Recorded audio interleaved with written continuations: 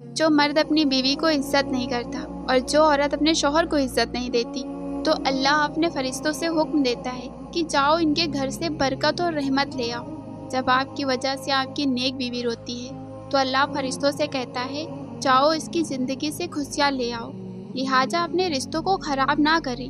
दुनिया का सबसे पाकीज़ा रिश्ता शौहर और बीवी का रिश्ता होता है, और जब ये दोनों खुश होते हैं तो अल्लाह भी मुस्कुरा रहा होता है।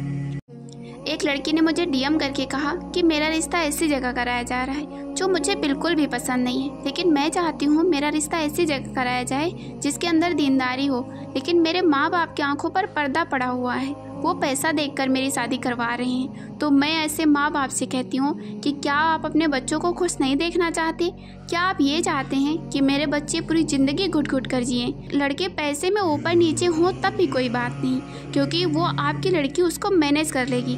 अगर आपने अपने बच्चों को ऐसी जगह डाल दिया, ऐसे रिश्ते में बांध दिया जो रिश्ते उसको बिल्कुल भी पसंद नहीं है, तो इसका हिसाब किताब आपको क़यामत में देना पड़ेगा। एक बहुत ही सीधी सादी लड़की की शादी एक ऐसे लड़के से हो गई जो बहुत ही जालिम था। वो बात बात पर उस पर गुस्सा करता, उसको मारता, लेकिन वो बेचारी दुबक कर एक कोने में बैठ जाती।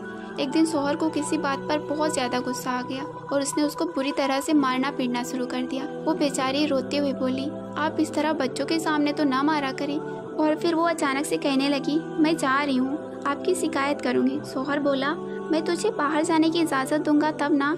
तो बीवी रोते हुए बोली, आपको क्या लगता है आपने जो सारे दरवाजे खिड़कियाँ बंद कर दिए हैं, तो क्या इन सब से आप मुझे शिकायत करने से रोक लेंगे? शौहर इंतहाई ताजुब के साथ बोला, फिर तू क्या करेगी? बीवी बोली, मैं राब्ता करूँगी। शौहर ने बोला, तेरे तो सारे मोबाइल भी मेरे पास हैं, जो तुझे करना है वो कर। बीवी ने कहा, मैं अल्लाह से राब्ता करूँगी, मैं अल्लाह से तुम्हारी शिकायत करूँगी। देखिए, अल्लाह किसी खिड़की या दरवाजे या मोबाइल का मोहताज नहीं होता। अल्लाह हमेशा हमारे साथ है। ऐसे कामों से अल्लाह से डरे। शादी की पहली रात शौहर कमरे के अंदर दाखिल हुआ। अंदर जाकर देखा तो उसकी बीवी बेड पर बैठी हुई थी। उसने अपनी बीवी से कहा, तुम मुझे पसंद नहीं हो, मैंने तुमसे शादी मेरे माँ बाप के कहने पर की है और घर का काम करवाने के लिए की है, नहीं तो मैं तुम जैसी बदसूरत के साथ शादी नहीं करता।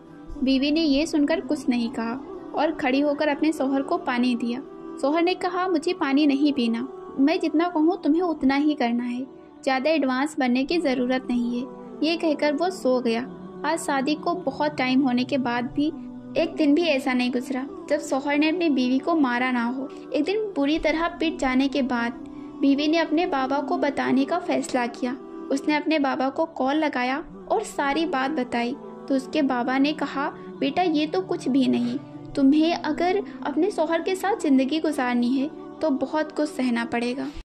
कुछ लड़कियां मुझे डीएम करती हैं और मैंने बहुत सारे कमेंट्स में भी देखी हैं कि अगर मेरी फैमिली नहीं मान रही तो क्या हम भागकर निकाह कर सकते हैं? तो इस्लाम हमें इस चीज़ की कभी इजाज़त नहीं देता कि हम भागकर निकाह करें, और बिना हमारे वालिदैन के निकाह नहीं हो सकता। अगर वली नहीं तो चाचा, चाचा नहीं तो भाई, किसी ना किसी की इजाज़त लेनी पड़ेगी, वरना वो निकाह नहीं होगा। अगर आप किसी के साथ रिलेशनशिप में हैं तो फैमिली वालों को इत्तला करें और निकाह करें। हराम में रहकर अपनी और अपने घर वालों की इज्जत की नीलामी बिल्कुल ना करें। निकाह हमारे नबी सल्लल्लाहु अलैहि वसल्लम की सुन्नत है, उसको कंप्लीट करें और अच्छे से ज़िंदगी गुजारें। निकाह करने के बाद भी कुछ लोग खुश नहीं रहते। इसकी असल वजह क्या है? जब हम निकाह के लिए लड़की देखते हैं तो हम ये देखते हैं कि वो हमें कितना दहेज देंगे, वो हमें कितने पैसे दे सकते हैं, वो हमें बाइक देंगे या नहीं। कभी हमने इस बात पर गौर व फिक्र किया है कि लड़की दीनदार है कि नहीं, लड़की पर्दा करने वाली है कि नहीं, लड़की हुस्न अखलाक वाली है कि नहीं? हम ये सब नहीं देखते। हम ये देखते हैं कि पैसे वाली होगी, मालदार होगी तो हम उसके यहाँ निकाह करेंगे। लड़की अगर खूबसूरत होगी तो हम निकाह करेंगे। लड़की वाले अगर खूब हमें दहेज देंगे तो हम निकाह करेंगे। अगर हम दहेज देखकर, माल व दौलत देखकर निकाह करेंगे तो खुश कहाँ से रहेंगे? रसूलुल्लाह सल्लल्लाहु अलैहि वसल्लम ने फरमाया, निकाह दीन व अखलाक देखकर करें। बीवी कौन है? अल्लाह ने कहा, बीवी मेरी तरफ से शौहर के लिए कीमती और नायाब तोहफा है। नमाज ने कहा, बीवी वो है जो अपने शौहर को जन्नत में भी पाने की ख्वाहिश रखती है। दुआ ने कहा, बीवी वो है जो गुनहगार शौहर के रोज़ी में भी बरकत का सबब बनती है। जब भी निकाह की बात आती है तो हर लड़की को नेक मर्द चाहिए और हर लड़के को पाकीज़ा बीवी चाहिए होती है।